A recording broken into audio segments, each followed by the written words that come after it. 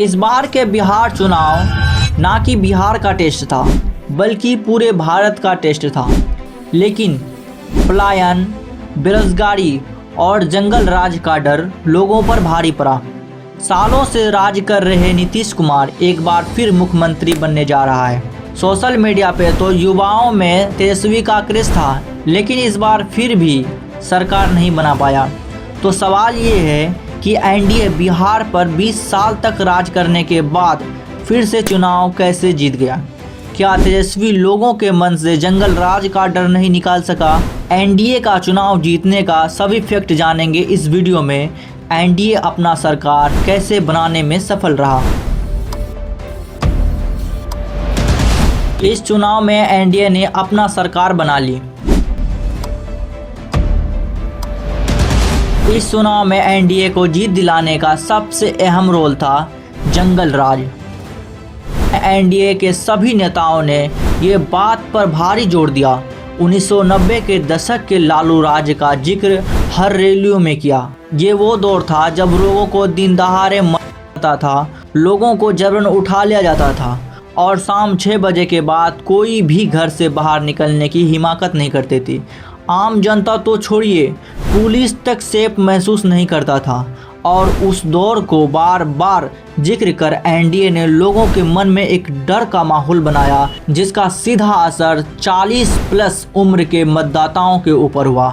भले ही युवाओं तेजस्वी के साथ हो, लेकिन जिन्होंने उस दौर को देखा था वो फिर एक बार नीतीश और मोदी के साथ चले। वहीं दूसरा फैक्ट यह भी है, बिहार में महिलाएं साइलेंट रूप से एनडीए का वोट बैंक था और इस बार भी उन्होंने खुलकर साथ दिया।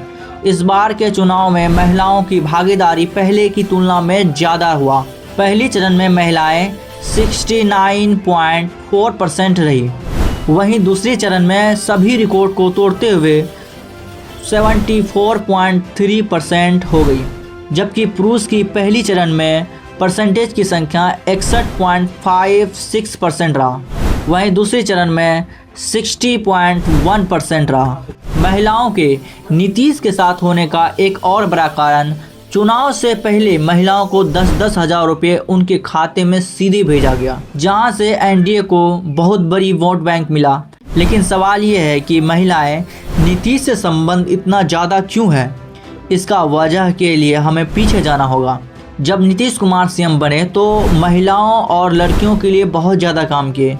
जहां इनके पढ़ाने की बात की जाए, महिलाओं को आरक्षण की बात की जाए, या स्कूल में लड़कियों को साइकिल पोशाक देने की बात की जाए, यही सभी योजनाओं में नीतीश को महिलाओं से अच्छे कनेक्शन बनाने में मदद की। तीसरा फैक्ट ये भी था शराबबंद, जिससे लोगों के घरेलू हिंसे को कम किया गया। लेकिन क्या यही फैक्ट रहा नीतीश को सीएम बनाने में?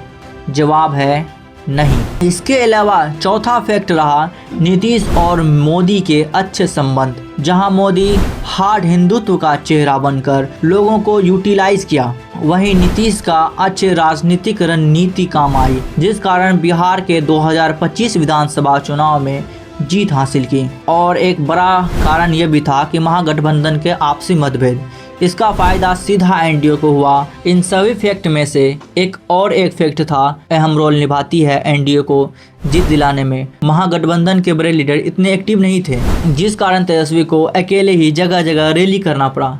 लोगों के साथ ज़्यादा टाइम नहीं दिया, जिससे लोगों के बीच एक अच्छा कनेक्शन नहीं बना पाया। जहां एनडीए के सभी नेताओं ने बिहार में जगह जगह अच्छे रैली किया। पांचवा और लास्ट फैक्ट और तीसरी पार्टियों का अचानक बिहार में उतर जाना।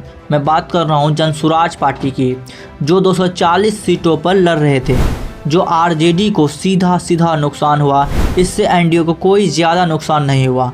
फिलहाल नीतीश कुमार ने यह साबित कर दिया वर्तमान में नीतीश से बड़ा कोई लीडर नहीं है। बाकी आपका क्या ओपिनियन है कमेंट में ज़रूर देना। हमारे कंटेंट क्रिएशन की जर्नी में अगर आप सपोर्ट करना चाहते हैं तो इस चैनल को सब्सक्राइब कर दें एंड इस वीडियो को लाइक कर दें। मिलते हैं हम नेक्स्ट वीडियो में, तब तक के लिए थैंक यू।